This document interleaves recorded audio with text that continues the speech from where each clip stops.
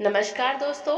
आज मैं लेकर आई हूँ एक पारिवारिक कहानी जिसकी लेखिका है डॉक्टर मधु कश्यप जी। अगर यह कहानी आपको अच्छी लगे तो प्लीज हमारा चैनल सब्सक्राइब करें।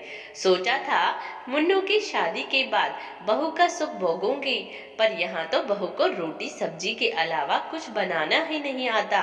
लीला जी लड्डू बनाए जा रही थी और बड़बड़ा रही थी। क्या हो गया माँ, सुबह सुबह खुशबू को क्यों डांट रही हो? पूरब माँ को मस्का लगाने में लग गया। आ गया बीवी का हिमायती। बात तो बताओ माँ, किसी और का गुस्सा खुशबू पर क्यों उतार रही? किसी और का नहीं, बहू पर ही गुस्सा हूँ।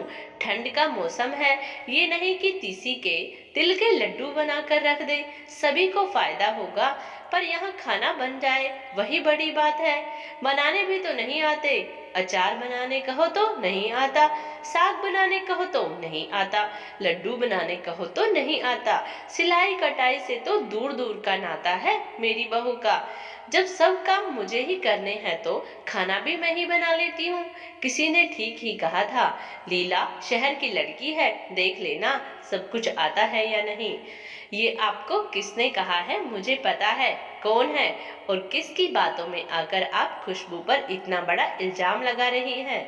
माना उसे नहीं आता, पर उसने कभी सीखने से मना भी नहीं किया माँ। खुशबू शुरू से हॉस्टल में रही है, अपनी तरफ से उसने पूरी कोशिश की थी कि सब कुछ सीखने की। और माँ, सबसे बड़ी चीज तो व्यवहार है ना, उसमें तो कोई कमी नहीं है ना। लीला जी चुपचाप रही, क्योंकि इस मामले में तो कोई भी खुशबू पर उंगली नहीं उठा सकता था। तेरी बात तो सही है, पर कुछ नहीं माँ। अगर आप उसे सिखाना चाहती है तो जरूर सिखाइए, उसने कभी मना नहीं किया है। क्यों? सही कह रहा है बेटा। माँ, ये सब कोई बड़ी बात नहीं है, पर व्यवहार ही गलत होता तो सब कुछ सिखाकर भी हम हार जाते। हाँ बेटा, अभी बहू को बुलाती हूँ। बहू, अब आप बहू का सुख भोगिए, मैं चला। लीला जी मुस्कुरा पड़ी।